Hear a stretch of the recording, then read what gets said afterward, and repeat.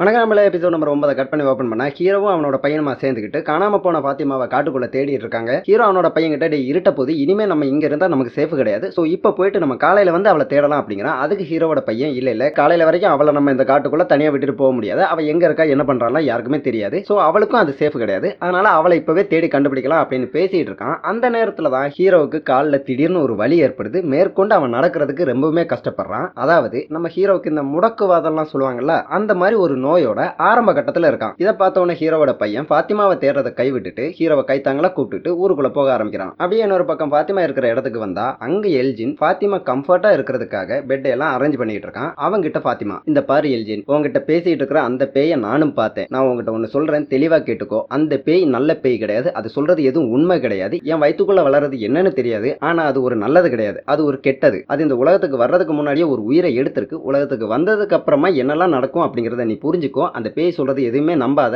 அது உன்னை நம்ப வச்சு ஏமாத்திட்டு இருக்க அப்படிங்கிறா. இந்த எல்ஜின் பையன் இது எதையுமே கேட்காம நம்பாம, பாத்திமா அந்த பாட்டிமா செத்ததுக்கு காரணம் உன் வயிற்றுக்குள்ள வளர்ற குழந்தை, அந்த குழந்தை பயந்துட்டு, அந்த குழந்தைக்கு அந்த நேரம் ரொம்ப பசியா இருந்துச்சு, அதனாலதான் அந்த உயிர் போச்சு, அந்த பாட்டிமா இறந்து போனாங்க, மத்தபடி அது நல்லது கெட்டது அந்த மாதிரி ரீசனுக்காக எல்லாம் அந்த பாட்டிமா இறந்து போகல. இந்த பாரு பாத்திமா, நான் அந்த ஊருக்கு வந்ததுக்கு அப்புறமா ரொம்ப டிஸ்டர்படா இருந்தேன், நான் அதுல இருந்து மீண்டு வர்றதுக்குலாம் நீ தான் எனக்கு உதவி பண்ண, நீ எனக்கு பண்ண அதே உதவியை தான் நான் இப்ப திரும்ப கைமாறா பண்ணிட்டு இருக்கேன், நான் உனக்கு உதவி தான் பண்ணிட்டு இருக்கேன், உன்னை காப்பாத்த தான் முயற்சி பண்ணிட்டு இருக்கேன் அப்படின்னு எல்ஜின் பேசிட்டு இருக்கான். அந்த நேரத்துல தான் பாத்திமாவுக்கு திரும்பவும் அந்த வயிறு வலிக்க ஆரம்பிக்குது, அதாவது பசிக்க ஆரம்பிக்குது. பாத்திமாவுக்கு பசிக்குது அப்படின்னு சொல்லி புரிஞ்சுக்கிட்ட எல்ஜின் அவன் எடுத்துட்டு வந்தாலும் பிளட், அந்த பிளட்டை பாத்திமாவுக்கு சாப்பிடறதுக்காக கொடுக்குறான். பாத்திமா அதை வாங்கி குடிக்கிறதுக்கு ஒத்துக்கல, ரொம்பவுமே அதை மறுக்கிறா. இதை பார்த்த எல்ஜின் வலுக்கட்டாயமா அந்த ரத்தத்தை பாத்திமாவுக்கு ஊட்டி விடுறான். முதல்ல கொஞ்சம் கஷ்டப்பட்டு குடிச்சுக்கிட்டு இருந்தவ கொஞ்சம் உள்ள போக ஆரம்பிக்குமே அவளே அந்த பாட்டில் வாங்கி மடக்கு மடக்குன்னு குடிக்க ஆரம்பிக்கிறா. கட் பண்ணி விக்டர், என்னாலதான் என் அம்மா இறந்து போனாங்க, நான் மட்டும் அந்த வெள்ளை சட்டை போட்ட பையன் சொன்னதை எங்க அம்மா கிட்ட போய் சொல்லாம இருந்திருந்தா அவங்க குழந்தைகளை காப்பாத்துறேன் அப்படின்னு சொல்லி காட்டுக்குள்ள போயிருக்க மாட்டாங்க, இறந்து போயிருக்க மாட்டாங்க, அவங்க சாவுக்கு நான் தான் ரீசன், நான் தான் அவங்கள கொன்னுட்டேன் அப்படின்னு புலம்பிக்கிட்டே அந்த இடத்தை விட்டு கிளம்ப பாக்குறான். அவனை அங்கிருந்து போக விடாம தடுக்கிறதுக்காக ஜிம்மோட மனைவி அவனோட ஷோல்டரை பிடிக்கிறாங்க.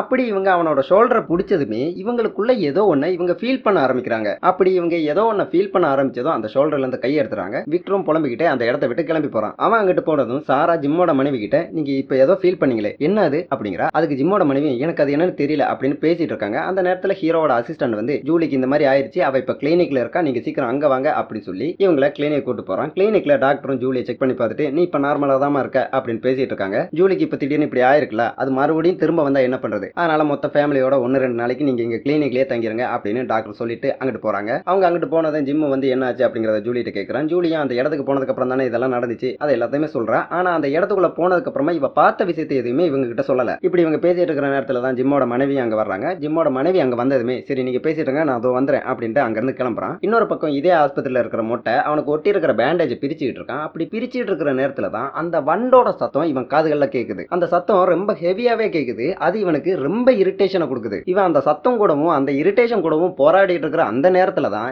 ஜிம் இவனை பாக்குறதுக்காக இங்க வர்றான். ஜிம்மை பார்த்ததுமே மொட்டை, இந்த பாரு நீ எதுக்காக இங்க வந்திருக்க அப்படின்னு எனக்கு நல்லாவே தெரியுது, நீ எல்லார்கிட்டயுமே போய் என் ஃபேமிலியை ஏன் டிஸ்டர்ப் பண்றீங்க, என் ஃபேமிலியை கூட்டு போகாதீங்க அப்படிலாம் பேசல, அந்த மாதிரி பேசுறதுக்காக தான் இங்க வந்திருக்கேன்னு எனக்கு நல்லாவே புரியுது, நல்லா தெளிவாவே கேட்டுக்கோ, உன் பொண்ணு தான் என்ன அந்த இடத்துக்கு வர சொல்லி கம்பல் பண்ணா, நான் போகல, நான் போகாதது மட்டும் இல்லாம அங்க என்ன ஆபத்து இருக்கோ என்ன இருக்கோ எதுவுமே தெரியாது, அதனால நீயும் போகாத, தேவையில்லாத பிரச்சனையில மாட்டிக்காத அப்படின்னு சொல்லி அவளுக்கு அட்வைஸ் பண்ணி தான் இங்க இருந்து அனுப்பி வச்சேன். அவ அதை எதையுமே கேட்காம வம்படியா அந்த இடத்துக்கு போய் வெளியில போன ஓனான வேட்டிக்குள்ள எடுத்து விட்டுக்கிட்டானா அதுக்கு நான் பொறுப்பாக முடியாது, சோ உன்னோட ரெகுலர் ஸ்பீச்சை ஏன்ட்ட போடாம கதவை மூடிட்டு இங்க இருந்து கிளம்ப பாரு, நானே 1008 பிரச்சனையில இருக்கேன் அப்படிங்கிறான். ஜிம்மும் சாத்திக்கிட்டு மூடிக்கிட்டு அங்க இருந்து கிளம்பி போறான். கட் பண்ணி டோனா இப்ப காலனி வீட்டுல இருக்கிறாங்க. டோனாக்கு பாத்திமா தான் அந்த பாட்டிமாவை கொன்னா அப்படிங்கிற இந்த விஷயம் தெரிய வந்துருச்சு. இவங்களுக்கு பாத்திமாவை ரொம்பவும் பிடிக்கும். இவங்களுக்குன்னு மட்டும் இல்ல, இந்த காலனி வீட்டுல இருக்கிற இல்லன்னா இந்த ஊருக்குள்ள இருக்கிற மோஸ்ட் ஆஃப் த ஆள்களுக்கு பாத்திமாவை ரொம்பவும் பிடிக்கும். ஏன்னா நம்ம ஏற்கனவே சொன்னதுதான், இந்த ஊர்ல மோட்டிவேட் பண்றதுக்கு இல்லன்னா நம்பிக்கை தர்ற மாதிரி பேசுறதுக்கு ஆட்களுக்கு பஞ்சமே கிடையாது. அதுலயும் பாத்திமா PhD எடுத்தவ, அதனால பாத்திமாவை எல்லாருக்கும் பிடிக்கும். டோனாக்கு ரொம்பவுமே பிடிக்கும். பாத்திமா இங்க வந்து 1 இயர் ஆனதுக்கு செலிப்ரேஷன் எல்லாம் பண்ணிருப்பாங்களா, அதையெல்லாம் யோசிச்சு பார்த்துக்கிட்டு கொஞ்சம் ஃபீல் பண்ணிட்டு அந்த வீடு அப்படியே சுத்தி வர்றாங்க. கட் பண்ணி கிளினிக்ல ஜிம்மோட மனைவி ஒரு இடத்துல தனியா இருக்காங்க. அங்க வந்த ஜிம் மனைவி கிட்ட, இந்த பாரு இந்த ஊர்ல என்ன நடக்குது, அதுக்கெல்லாம் காரணம் என்ன, இந்த ஊர்ல இருக்கிற மக்களை எப்படி சேஃபா வெளியே கொண்டு போறது காப்பாத்துறது அப்படிங்கறதுக்காகத்தான் நீ போராடிட்டு இருக்க, இவ்வளவு நாளும் நான் அதை நீ பண்ணாத வைக்காத செய்யாத அப்படின்னு தான் சொல்லிக்கிட்டு இருந்தேன், கிட்டத்தட்ட ஒரு கெட்டவன மாதிரி தான் பிஹேவ் பண்ணிக்கிட்டு இருந்தேன், ஆனா இனிமே நான் அந்த மாதிரி எதுவுமே பண்ண போறதில்ல, நீ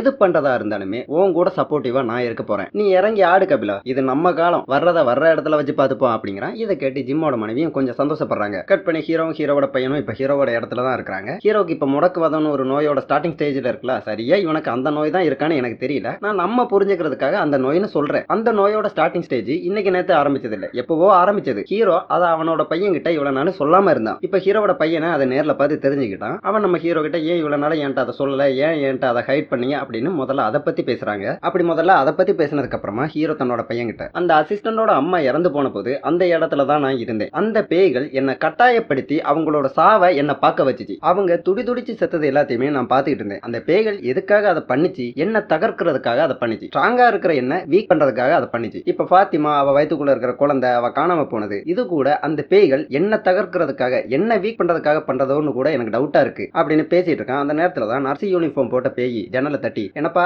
உடம்பு முடியலன்னு கேள்விப்பட்டேன், நான் நர்ஸ் தான், உதவி பண்ணட்டுமா, ஆர் யூ ஓகே பேபி அப்படிங்குது. இதை கேட்டதுமே ஏற்கனவே காண்டில் இருக்கிற ஹீரோ செம்ம காண்டாயி கதவை திறந்துக்கிட்டுலாம் வெளியே போறதுக்காக ட்ரை பண்றான். அவனோட பையன் அவனை அங்க இருந்து போக விடாம அமைதிப்படுத்துறான். கட் பண்ணி சாரா இப்ப அந்த உடஞ்சு போன பொம்மையை மறுபடியும் ஒட்ட வச்சுட்டா. அதை பார்த்து அப்படியே சந்தோஷப்பட்டு இருக்கிற நேரத்துல தான் ரொம்ப நாளா இவகிட்ட பேசாம இருந்த அந்த பேய்கள் இல்லைன்னா இந்த ஊர்ல இருக்கிற ஏதோ ஒண்ணு மறுபடியும் இவகிட்ட பேச ஆரம்பிக்குது. அதுங்க இவகிட்ட என்ன பேசிச்சுன்னு தெரியல. ஆனா இவ அதுக்கு ரிப்ளையா, நோ நோ நோ, முடியாது முடியாது, ஸ்டாப் இட் என்ன விட்டுருங்க அப்படின்னு கதற ஆரம்பிக்கிறா. கட் பண்ணி பாத்திமாவோட வயிறு இப்போ நல்லாவே பெருசாயிருச்சு. அதாவது ஒரு குழந்தை உள்ள இருக்கும்போது வயிறு எப்படி இருக்குமோ அப்படி இருக்கு. பாத்திமா அவ தங்கி இருக்கிற கட்டில இருக்கிற ஒரு சின்ன இரும்பு கம்பியை எல்லாம் கஷ்டப்பட்டு உடைச்சு கையில வச்சுக்கிட்டு இருக்கா. அந்த நேரத்துக்கு எல்ஜின் உள்ள வர்றான். உள்ள வந்த எல்ஜின் பாத்திமாவோட வயிறை பார்த்ததுமே, பாத்தியா நான் சொன்னேன்ல, நீ இந்த இடத்துக்குள்ள இருந்து நல்லா சாப்பிட்டு நல்லபடியாவே இருந்தாலே எல்லாமே டக்குன்னு முடிஞ்சிடும், நம்ம எல்லாருமே சீக்கிரமாவே ஊருக்கு போயிடலாம், நீ தான் நம்ப மாட்டேன்னு இருந்த, இப்ப பாரு நீயே நேர்ல பாரு, டிஃபரன்ஸ் நல்லாவே தெரியுதா அப்படிலாம் பேசிக்கிட்டே பாத்திமா பக்கத்துல வர்றான். பாத்திமாவும் அவ கையில இருக்கிற கம்பியினால இவனை தாக்கிட்டு அங்க இருந்து தப்பிச்சு போறதுக்காக ட்ரை பண்றா. சுதாரிச்சுக்கிட்ட எல்ஜின் பாத்திமாவை அங்க இருந்து தப்பிச்சு போக விடாம அந்த இடத்துக்குள்ளேயே மறுபடியும் இழுத்துட்டு வர்றான். கட் பண்ணி இப்ப விடிஞ்சிருச்சு. அதனால ஹீரோவோட பையன் தனியால பாத்திமாவை தேடி கிளம்ப போறேன் அப்படிங்கிறான். அதுக்கு ஹீரோவும், இவ்வளவு பெரிய ஊர் இருக்கு, இவ்வளவு பெரிய காடு இருக்கு, இதுக்குள்ள நீ எப்படி தனியா போய் அவளை தேடி கண்டுபிடிப்ப, அதுக்கெல்லாம் நேரம் ஆகும், நம்ம இந்த ஊர்ல இருக்கிற ஆட்கள் கிட்ட ஹெல்ப் கேட்போம் அப்படிலாம் பேசிட்டு இருக்காங்க. அந்த நேரத்துல தான் சாரா இங்க வந்து, உங்களுக்கே நல்லா தெரியும் இந்த ஊர்ல இருக்கிற ஏதோ ஒண்ணு என்கிட்ட பேசிட்டு இருக்கு அப்படிங்கிறது, அது ரொம்ப நாளா என்கிட்ட பேச்சு கொடுக்காம இருந்துச்சு, ஆனா இப்ப சடனா அது என்கிட்ட பேசிச்சு. அது என்ன சொன்னுச்சுன்னா, பாத்திமா அவ தங்கியிருந்த இடத்துல இருந்து தனியால அவளுடைய விருப்பத்தோட போகல, வேற ஏதோ தான் அவளை அங்க இருந்து கூட்டிட்டு போயிருக்கு. அவ ரொம்ப தூரத்துல எல்லாம் இல்ல, இங்கதான் பக்கத்துல இருக்கா, அவ ரொம்ப பயந்து போயிருக்கா. இத பார்த்து அவங்க எல்லாம் சிரிச்சிட்டு இருக்காங்க. அவங்க எல்லாம் ஏன் சிரிக்கிறாங்கன்னா, இதை உங்களால தடுக்க முடியாது, அது நடந்து முடிகிற வரைக்கும் அவளை உங்களால கண்டுபிடிக்க முடியாது, இதனாலதான் அவங்க எல்லாம் சிரிச்சுட்டு இருக்காங்க,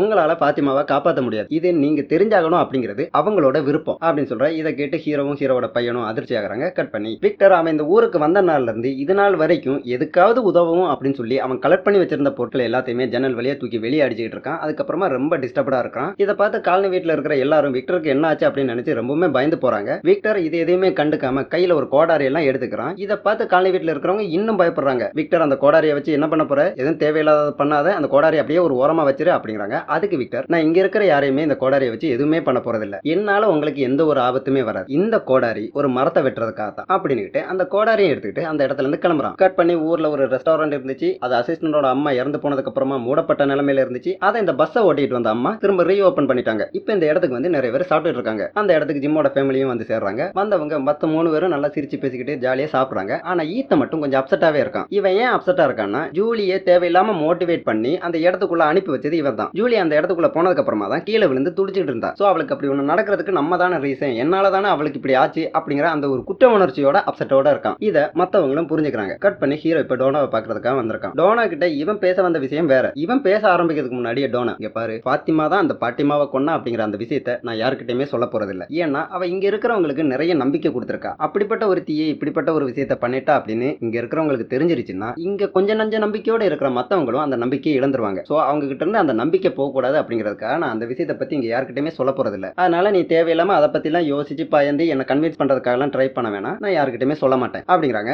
அதுக்கு ஹீரோ, நான் இப்போ உங்ககிட்ட அதை பத்தி பேசுறதுக்காக வரல, நான் பாத்திமாவை ஒரு இடத்துல கொண்டு போய் தங்க வச்சிருந்தேன், அந்த இடத்துல இருந்து அவ காணாம போயிட்டா அப்படின்னு ஆரம்பிச்சு சாரா சொன்ன எல்லா விஷயத்தையுமே டோனா கிட்ட சொல்லி முடிக்கிறான். சொல்லி முடிச்சதுக்கு அப்புறமா இந்த ஊர்ல இருக்கிற எல்லாரையுமே வச்சு ஒரு மீட்டிங் ஒன்று அரேஞ்ச் பண்ணணும், அதுக்கு கொஞ்சம் உதவி பண்ண அப்படிங்கிறான். டோனாவும் அதுக்கு உதவி பண்ண ஆரம்பிக்கிறாங்க. இப்போ அந்த மீட்டிங்கை அரேஞ்ச் பண்ணியாச்சு. மீட்டிங் எங்க வச்சு நடக்குதுன்னா ஊர்ல இருக்க ரெஸ்டாரண்ட், அந்த ரெஸ்டாரண்ட்டுக்கு முன்னாடி வச்சு தான் நடக்குது. அங்க கூடி இருக்கிற மக்கள் கிட்ட நம்ம ஹீரோ பாத்திமா அந்த பாட்டிமாவை கொன்ன அந்த விஷயத்தை மட்டும் சொல்லாம, பாத்திமா இந்த மாதிரி காணாம போயிட்டா, இவ்வளவு பெரிய ஊர்ல நிறைய காடுலாம் இருக்கு, அதுல நாங்க மட்டுமே அவளை தேடணும்னா அவளை சீக்கிரமா கண்டுபிடிக்க முடியாது, அதனால அவளை தேடுறதுக்கு நீங்களும் எங்க கூட சேர்ந்து உதவி பண்ணுங்க, இந்த ஊர்ல இருக்கிற ஒரு இடம் விடாம தரவா அவளை தேடி எவ்வளவு சீக்கிரம் முடியுமோ அவ்வளவு சீக்கிரம் அவளை நம்ம கண்டுபிடிக்கணும், அதுதான் நம்ம எல்லாருக்கும் சேஃப், நீங்க இதை பண்ணி தான் ஆகணும் அப்படின்னு நான் உங்களை கட்டாயப்படுத்த போறதில்ல, ஏன்னா நீங்க இதை பண்ணி தான் ஆகணும்னு நம்ம யாரையுமே எதையுமே கட்டாயப்படுத்த முடியாது. ஆனா இந்த ஊருக்குள்ள இந்த பேய்கள்லாம் வந்து நம்ம எங்க இருந்தாலும் நம்மளை தாக்கி நம்மளை கொண்டுகிட்டு இருந்த நேரத்துல நான் தான் காட்டுக்குள்ள போய் முதல்ல இந்த கல்லை கொண்டு வந்தேன். அந்த கல்லை கொண்டு வந்ததுக்கு அப்புறமா தான் நமக்கு நிரந்தரமா தங்குறதுக்கு ஒரு இடம் கிடைச்சிச்சு. அந்த இடத்துக்குள்ள பயம் இல்லாம நம்ம புள்ளக்குட்டிகளை போட்டுட்டு நம்மளால தூங்க முடிஞ்சிச்சு. நான் இதை பண்ணேன், அதனாலதான் நீங்க இப்போ எல்லாம் நிம்மதியா இருக்கீங்க அப்படிங்கிறதுக்காகலாம் நான் இதை பண்ணுங்க, அதாவது பாத்திமாவை தேடுங்க அப்படின்னு சொல்றதுக்காக இதை சொல்லல. நம்மளை ஈஸியா அழிச்சிடலாம்னு நினைச்சுக்கிட்டு இருந்த இந்த ஊருகிட்டையும் ஊர்ல இருக்கிற மத்ததுகிட்டையும் எங்களை அவளை ஈஸியா அழிச்சிட முடியாது அப்படின்னு சவால் விடுற மாதிரி தான் நான் இந்த கல்லை தேடி எடுத்துட்டு வந்தேன். அதே மாதிரியான ஒரு சவால் தான் இப்ப நம்ம முன்னாடி இருக்குது. அந்த பேய்களை பொறுத்த வரைக்கும் நம்மளால பாத்திமாவை தேடி கண்டுபிடிக்க முடியாது அப்படின்னு நினைச்சிட்டு இருக்கு. ஆனா அது போய் நாங்க அதை சாதிச்சு காட்டுவோம் அப்படின்னு நீங்க எல்லாருமே அவளை தேடி கண்டுபிடிக்கிறதுக்காக ட்ரை பண்ணணும். அதை சாதிச்சும் காட்டணும், அவளை தேடியும் கண்டுபிடிக்கணும். செய்வீர்களா,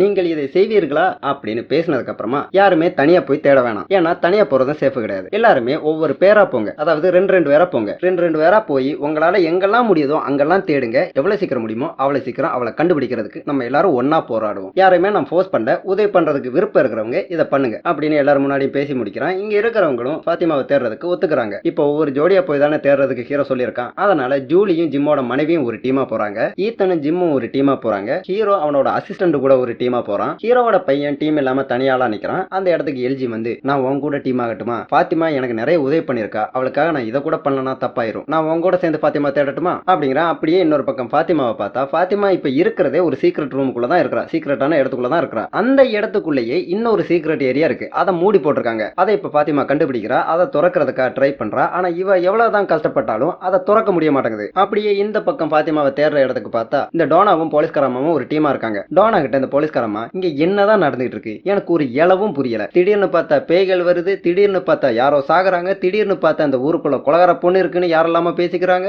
இப்ப பார்த்தா திடீர்னு ஒருத்தி காணாம போயிட்டா. இங்க என்னதான் நடந்துட்டு இருக்கு, எனக்கு ஒண்ணுமே புரியல, கொஞ்சம் புரியுற மாதிரி ஏதாவது சொல்லி தரீங்களா அப்படிங்கிறாங்க. அதுக்கு டோனா, இந்த ஊர்ல பல வருஷமா இருக்கிற எங்களுக்கே இதெல்லாம் ஏன் நடந்துட்டு இருக்குன்னு இன்னும் புரியல. நேத்து வந்து உனக்கா புரிஞ்சிட போது, அப்புறமா எனக்கு தெரிஞ்ச விஷயத்தையெல்லாம் நான் உனக்கு உட்கார்ந்து கிளாஸ் எடுத்துக்கிட்டு இருந்தேன்னு வச்சுக்கோயேன். பரவாயில்லையா உனக்கு, முதல்ல மூடிட்டு அந்த பாத்திமாவை தேடி கண்டுபிடிக்க பாரு. அவளை தேடி கண்டுபிடிச்சதுக்கு அப்புறமா எனக்கு என்னெல்லாம் தெரியுமோ அதை எல்லாத்தையுமே நான் உட்கார்ந்து உனக்கு கிளாஸ் எடுக்கிறேன் அப்படிங்கிறாங்க. அப்படியே இன்னொரு பக்கம் ஹீரோவும் அசிஸ்டன்டும் பாத்திமாவை தேடி இருக்காங்க. அப்படி தேடி இருக்கிற நேரத்துல தான் ஹீரோ அசிஸ்டன்ட் கிட்ட, எனக்கு அந்த முடக்குவாதம் இருக்கிறது உனக்கு தெரியும்ல, அது இப்ப இன்னும் கொஞ்சம் முத்திருச்சு. அது மட்டும் இல்லாம இந்த ஊர்ல இருக்கிற விஷயங்களுமா சேர்ந்துக்கிட்டு என்ன டே பை டே வீக் பண்ணிக்கிட்டே வருது. அதனால எனக்கு எப்போ எது நடக்கும்னே தெரியாது. அப்படி எனக்கு ஏதாவது நடந்து நான் இங்க இல்லைன்னா எனக்கு அடுத்தாப்புல என் இடத்துல இருந்து இந்த ஊர்ல இருக்கிற எல்லாருமே நீ தான் பத்திரமா பாத்துக்கணும், அதுக்கு நீ மட்டும் தான் தகுதியானவன், என்ன சொல்ற அப்படிங்கிறான். அதுக்கு அசிஸ்டன்ட், உனக்கு எதுவுமே நடக்காது, நடக்கிறதுக்கு நான் விட மாட்டேன், உன் இடத்துக்குலாம் நான் வரமாட்டேன், உன் இடத்துல இருந்து இந்த ஊர் மக்களை எல்லாம் பாத்துக்க என்னால முடியாது, நீயே உயிரோட இருந்து இந்த ஊர்ல இருக்கிறவங்கள பத்திரமா பாத்துக்கோ, வேணும்னா கொஞ்ச நாளைக்கு முன்னாடி நான் உன் வேலையே வேண்டாம், உன் அசிஸ்டன்ட் வேலையே வேண்டாம் அப்படின்னு சொல்லிட்டு ரிசைன் பண்ணிட்டு போனேன், அந்த வேலையை திரும்ப எடுத்துக்கிறேன், நான் மறுபடியும் உன் அசிஸ்டண்டா ஜாயின் பண்ணிக்கிறேன் அப்படிங்கிறான். இதை கேட்டு ஹீரோவும் கொஞ்சம் சந்தோஷம் ஆகிறான். கட் பண்ணி நம்ம போதக்கை ஊர்ல இருக்கிற எல்லாருமே இப்ப பாத்திமாவை தேடிட்டு இருக்காங்க. ஆனா நம்ம போதக்கைக்கு இந்த விஷயம் எதுவுமே தெரியாது. இந்த விஷயம் எதுவுமே தெரியாம அந்த மரத்துல பாட்டில தொங்க போட்டிருப்பாங்கல்ல, அந்த மாதிரி இங்க பக்கத்துல இருக்கிற ஒரு மரத்துல பாட்டில தொங்க போட்டுக்கிட்டு அதை வச்சு என்னெல்லாமோ பண்ணிட்டு இருக்கான். அந்த நேரத்துல தான் செத்து போன அந்த கிறிஸ்டபர் இவன் கண் முன்னாடி தெரியறாரு. கிறிஸ்டபர் யாருன்னே இவனுக்கு தெரியாது. இவன் முன்ன பின்ன கிறிஸ்டபரை பார்த்தது கூட கிடையாது. அந்த கிறிஸ்டபர் தான் இவன் முன்னாடி வர்றாரு. இவன் கிறிஸ்டபரை பார்த்து, எப்பா என்ன பயம் காட்டலாம் நினைச்சியா, அதெல்லாம் ஏற்கனவே நிறைய பார்த்து பழகியாச்சு, இப்ப பயம் எல்லாம் வரல, உங்களை எல்லாம் பார்த்தா சிரிப்பு தான் வருது, ஆமா யார் நீ, அது என்ன கையில ரொம்ப கேவலமா ஒரு பொம்மையை வச்சிருக்க அப்படிங்கிறான். அவன் இப்படி கேட்கவும் பயம் இல்லைன்னு சொல்லவும் இந்த மாதிரி அந்த பொம்மை இவனை பயமுறுத்துது. இவனும் அவன் இருந்த இடத்துல இருந்து கீழே வர்றான். அந்த இடத்துக்கு இந்த விக்டரோட அப்பா வராரு. விக்டரோட அப்பா பாத்திமா காணாம போன அந்த விஷயத்தை எல்லாத்தையுமே சொல்லி எல்லாரும் அவளை தேடிட்டு இருக்காங்க அந்த விஷயத்தையுமே சொல்றாரு. சொன்னதுக்கு அப்புறமா என் கூட டீமா சேர்ந்து அவளை தேடுறதுக்காக வரியா அப்படிங்கிறாரு. அதுக்கு போத கையும் ஒத்துக்கிறான். கட் பண்ணி விக்டர் கையில கோடாரியோட மரத்தை வெட்டுறதுக்காக வந்திருக்கான். எந்த மரத்தை வெட்டுறதுக்காக வந்திருக்கான்னா, எந்த மரம் வழியா போனா அந்த லைட் ஹவுஸுக்கு போவாங்களோ, அதாவது அந்த டெலிபோர்ட்டிங் ட்ரீ இருக்குல்ல, அந்த மரத்தை வெட்டுறதுக்காக தான் வந்திருக்கான். வந்த விக்டர் அந்த மரத்தை அப்படியே வெட்ட ஆரம்பிக்கிறான். அந்த நேரத்துல தான் ரொம்ப நாளா இவன் கண் முன்னாடி வராம இருந்த வெள்ளை ட்ரெஸ் போட்ட பையன் இப்ப இவன் முன்னாடி வந்து, அந்த மரத்தை வெட்டாத, அது ரொம்ப முக்கியமான மரம், ரொம்ப இம்பார்ட்டன்டான மரம், அந்த மரத்தை வெட்டாத அப்படிங்கிறான். அதுக்கு நம்ம விக்டர், நான் அப்படிதான்டா வெட்டுவேன், இந்த மரத்தினால எந்த ஒரு யூஸுமே இல்ல, சொல்ல போனா இழப்புகள் தான் நடந்துட்டு இருக்கு. ஆமா நீ எங்க கண் முன்னாடி எல்லாம் அப்பப்ப வந்துட்டு போறல, வந்துட்டு போற நீ எங்களுக்கு உதவி பண்ணாதான் என்ன, ஏன் நீ அதை பண்ண மாட்டேங்கிற அப்படிங்கிறான். அதுக்கு அந்த வெள்ளை ட்ரெஸ் பையன், நான் ஒரு வாட்டி கிறிஸ்டபர் வழியா உங்களுக்கு உதவி பண்ணதான் ட்ரை பண்ணேன், ஆனா அது வேலைக்கு ஆகல, இனிமே என்னால உங்களுக்கு உதவ முடியாது, நீங்களாதான் என்ன நடக்குது, எப்படி இதுல இருந்து வெளியே வரலாம் அப்படிங்கறத சொந்தமா தேடி கண்டுபிடிக்கணும், அப்பதான் உங்களால இங்க என்ன நடந்துகிட்டு இருக்கு அப்படிங்கறத புரிஞ்சிக்க முடியும் அப்படிங்கிறான். இதை கேட்டு விக்டர் அந்த பையன் கிட்ட, நீ ரொம்பவுமே மாறிட்ட, நான் சின்ன வயசுல பார்த்த நீ கிடையாது இப்போ நான் பாக்குறது, நீ என் ஃப்ரெண்டு தானே, கொஞ்சம் பெரிய மனசு பண்ணு, எனக்கு உதவி பண்ணு, நான் எப்படி மத்தவங்க எல்லாரையுமே காப்பாத்துறது, நாங்க எல்லாருமே எப்படி தப்பிக்கிறது அப்படின்னு கொஞ்சம் அழுதுகிட்டே இந்த பையனை பார்த்து பேசுறான். அதுக்கு இந்த பையன், நான் மட்டும் மாறல, இந்த இடமும் கொஞ்சம் கொஞ்சமா மாறிக்கிட்டே இருக்கு, நான் உன் ஃப்ரெண்டு தான், உன் ஃப்ரெண்டுங்கிற உரிமையில சொல்றேன், அந்த மரத்தை வெட்டாத, அந்த மரம் ரொம்பவும் முக்கியமானது அப்படின்னு விக்டரை பார்த்து பேசிட்டு மறுபடியும் காட்டுக்குள்ள அப்படியே நடந்து போக ஆரம்பிக்கிறான். விக்டர் பின்னாடில இருந்து கத்துறான், போகாத போகாத அப்படின்னு கத்துறான். ஆனா இந்த பையன் அதை எதுவுமே கேட்காம அப்படியே காட்டுக்குள்ள நடந்து போறான். கட் பண்ணி எல்ஜினும் ஹீரோட பையனும். எல்ஜின் ஹீரோட பையன் கிட்ட, உனக்கு ஒரு விஷயம் தெரியுமா, என்னோட சின்ன வயசுல என் கூட விளையாடிட்டு இருந்த என் ஃப்ரெண்டு ஒருத்தன் காணாம போயிட்டான். ஊர்ல இருக்கிற எல்லாருமே ரொம்பவும் பயந்து போய் அவனை அங்க எங்கேயுமே தேட ஆரம்பிச்சாங்க. ஆனா அந்த பையன் என்னடான்னா கொஞ்சம் தூரம் தள்ளி இருக்கிற இன்னொரு கிரவுண்ட்ல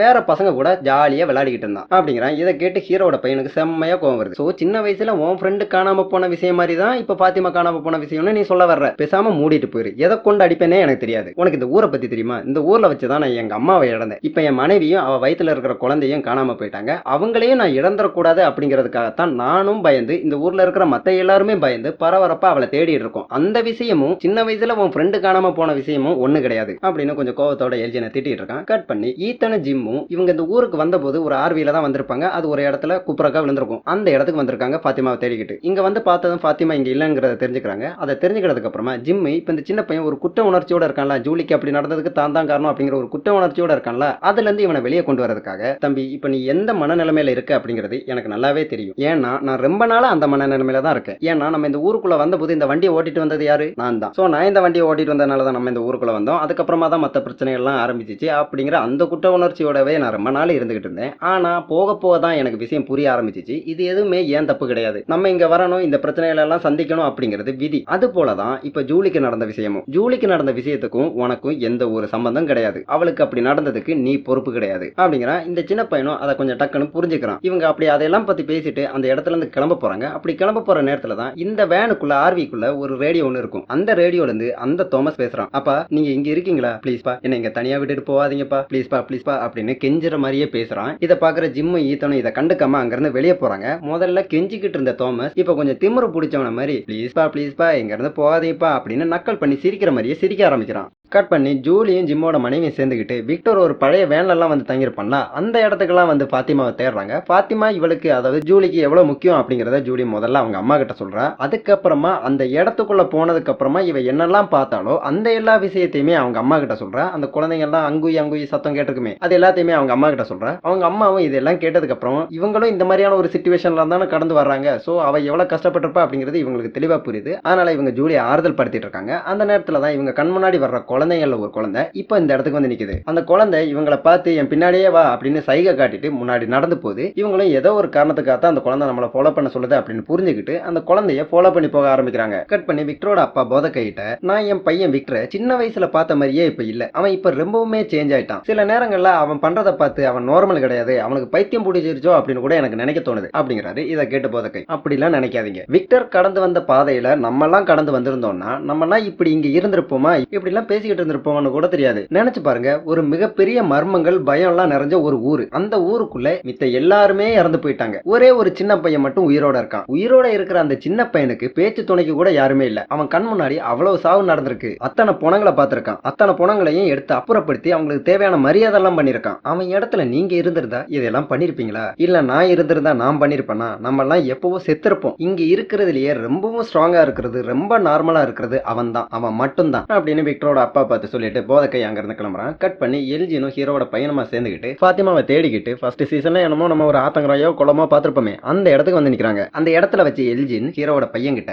உங்க அம்மாவை நீ இந்த ஊருக்கு வந்ததுக்கு அப்புறமா தான் இழந்திருக்க, ஆனா அந்த ஒரு நிலைமை பாத்திமா விஷயத்துல உனக்கு வராது, பாத்திமாவையும் உன்னோட குழந்தையும் நீ இந்த ஊர்ல வச்சு இழக்க மாட்ட, நான் உனக்கு அதுக்கு உத்தரவாதம் தரேன் அப்படிங்கிறான். இவன் இப்படி சொல்லவும் ஹீரோட பையனுக்கு இவன் மேல கொஞ்சம் லைட்டா டவுட் வருது. ஆனா அந்த டவுட்டை வெளிக்காட்டிக்காம எப்படி அதை இவ்வளவு உறுதியா சொல்ற அப்படிங்கிறான். அதுக்கு எல்ஜின், அதெல்லாம் எனக்கு தெரியல, இப்ப இங்க நடந்துட்டு இருக்குல்ல இது எல்லாத்துக்குமே ஏதாவது ஒரு காரணம் இருக்கலாம், பாத்திமா நமக்கு உதவி பண்றதுக்காக காணாம போயிருக்கலாம், இது எல்லாமே ஒருவேளை நம்ம நல்லதுக்காக கூட இருக்கலாம் அப்படின்னு என் மனசுக்கு படுது அப்படிங்கிறான். இதை கேட்டு ஹீரோட பையன் பாத்திமா காணாம போனதுல இவனுக்கு ஏதோ தெரிஞ்சிருக்கு அப்படிங்கறத கிட்டத்தட்ட உறுதிப்படுத்திட்டான். கட் பண்ணி பாத்திமா அந்த சீக்ரெட் ரூமுக்குள்ள இருக்கிற இன்னொரு சீக்ரெட் ரூமை ஓபன் பண்றதுக்காக ட்ரை பண்ணிருக்கா. ஆனா இவ எவ்வளவுதான் கஷ்டப்பட்டாலும் சரி அதை ஓபன் பண்ண முடியல. அப்படி இவ அந்த கதவோட போராடிட்டு இருக்கிற நேரத்துல தான் இந்த பேய் இங்க வருது. இந்த பேயை பார்த்ததுமே நம்ம பாத்திமா கொஞ்சம் பயப்படுறா. பயந்து என்ன விட்டுரு என்ன எதுவுமே பண்ணாத அப்படிலாம் கத்த ஆரம்பிக்கிறா. அந்த பேய் ஃபாத்திமாவை பார்த்து சத்தம் போடாத அமைதியா இரு அப்படின்னு சைகை காட்டிக்கிட்டு ஃபாத்திமா பக்கமா வந்து அவளோட வாய் அப்படியே போத்துது, இவளை சத்தம் போட விடாம தடுக்குது. அப்படியே இந்த இடத்துக்கு வெளியில பார்த்தா ஜூலியும் ஜிம்மோட மனைவியும் சேர்ந்துக்கிட்டு அந்த குழந்தைய ஃபாலோ பண்ணி இந்த இடத்துக்கு வந்து நிக்கிறாங்க. இவங்க இங்க வந்து பார்த்தா இந்த இடத்துக்குள்ள ஏற்கனவே விக்டர் இருக்கான். விக்டர் எதுக்காக இங்க இருக்கான்? விக்டரோட அம்மா அந்த குழந்தைகளை காப்பாத்துறதுக்காக விக்டரையும் அவனோட தங்கச்சியும் இந்த இடத்துக்குள்ள சேஃபா இருங்க அப்படின்னு சொல்லி விட்டுட்டு தான் போயிருப்பாங்க. அதாவது அவனோட அம்மாவை அவன் கடைசியா பார்த்த இடம் இந்த இடம் தான். அந்த இடத்துல தான் விக்டர் இருக்கான். விக்டர் அவங்க அம்மாவை நினைச்சு ஃபீல் பண்ணிட்டு இருக்கான். விக்டர் இப்படி வெளியே இருக்கிறனால தான் ஃபாத்திமா போடுற சத்தம் விக்டருக்கு கேட்க கூடாது அப்படிங்கிறதுக்காக பேய் ஃபாத்திமாவோட வாயை பொத்திட்டு இருக்கு. அந்த குழந்தை ஜூலியும் அவளோட அம்மாவையும் இந்த இடத்த கூட்டு வந்ததுக்கு காரணம் ஃபாத்திமா இங்க தான் இருக்கா, ஃபாத்திமாவை காப்பாத்துறதுக்காக தான். ஆனா இவங்க இங்க வந்து பார்த்ததும் இந்த இடத்துல விக்டர் இருக்கான். சோ விக்டரை சரி பண்றதுக்காக தான் அந்த குழந்தை நம்மள இங்க கூட்டு வந்திருக்கு அப்படின்னு நினைச்சுக்கிட்டு இவங்க விக்டரை சரி பண்றதுக்காக பாக்குறாங்க. விக்டர் அம்மா செத்ததுக்கு நான் தான் காரணம், நான் தான் அவங்கள கொன்னேன், அவங்கள கடைசியா நான் இந்த இடத்துல தான் வச்சு பார்த்தேன் அப்படிலாம் கொஞ்சம் ஃபீல் பண்ணி பேசிட்டு இருக்கும்போது அவனை அமைதிப்படுத்துறதுக்காக ஜிம்மோட மனைவி அவனை அப்படியே கட்டி பிடிக்கிறாங்க. இவங்க அப்படியே அவனை அப்படியே கட்டி பிடிக்கவும் விக்டரோட அம்மா விக்டரையும் அவனோட தங்கச்சியும் இந்த இடத்துல விட்டதுக்கு அப்புறமா கடைசியா ஒரு வாட்டி கட்டி பிடிச்சிட்டு பார்த்து பத்திரமா இருந்துக்கோங்க தங்கங்களா,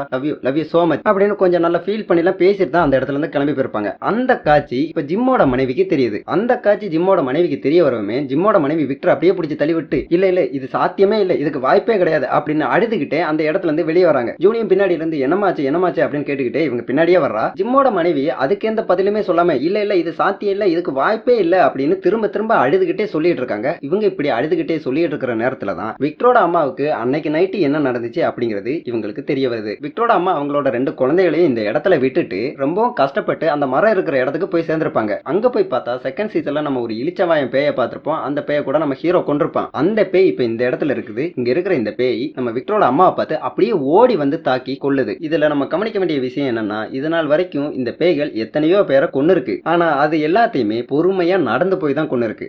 முறையா ஒருத்தங்களை ஓடி வந்து இவ்வளவு அவசரமா கொள்ளுதுன்னா அது விக்டரோட அம்மாவை மட்டும் தான். இப்ப இந்த காட்சி இவங்க முன்னாடி தெரிய வரவுமே இவங்க அப்படியே அலறி துடிக்கிறாங்க. இவங்க ஏன் இப்படி அலறாங்க அப்படிங்கிறது ஜூலிக்கும் தெரியல, விக்டருக்கும் தெரியல. அவங்க என்ன நடக்குதுன்னு தெரியாம அப்படியே முழிச்சுக்கிட்டு இவங்க பக்கத்துல வந்து நிக்கிறாங்க. அப்படியே கட் பண்ணி எபிசோட் நம்பர் 9 முடிக்கிறாங்க. இப்ப இந்த எபிசோட பொறுத்த வரைக்கும் இவங்க என்ன சொல்ல வர்றாங்கன்னா ஜிம்மோட மனைவி வேற யாருமே இல்ல, விக்டரோட அம்மா தான். அது எப்படி என்ன ஏது அப்படிங்கிற எல்லாத்தையுமே இன்னும் ஒரு எபிசோடு தான் மிச்சம் இருக்கு. அந்த எபிசோட்ல சொல்லிடுறேன். இவ்வளவு நாள் இத்தனை எபிசோடுக்கு டிலே பண்ண மாதிரி அந்த ஒரு எபிசோடுக்கு டிலே பண்ண மாட்டேன். அந்த எபிசோட எவ்வளவு சீக்கிரம் போட முடியுமோ அவ்வளவு சீக்கிரம் போட்டுறேன். சோ அவ்வளவுதான். நீங்க நம்ம சேனலுக்கு புதுசா இருந்தா மறக்காம சப்ஸ்கிரைப் பண்ணி ஆள போட்டு வச்சுக்கோங்க. அப்பதான் நான் போற ஒவ்வொரு வீடியோ நீங்க மிஸ் பண்ணாம பார்க்க முடியும். வீடியோ பார்த்து பிடிச்சிருந்துச்சுன்னா வீடியோக்கு லைக் பண்ணுங்க, ஷேர் பண்ணுங்க, கமெண்ட் பண்ணுங்க. மறுபடியும் ஃபைனல் எபிசோடோட வந்து நான் உங்களை மீண்டும் சந்திக்கிறேன். அது வரைக்கும் நன்றி, வணக்கம்.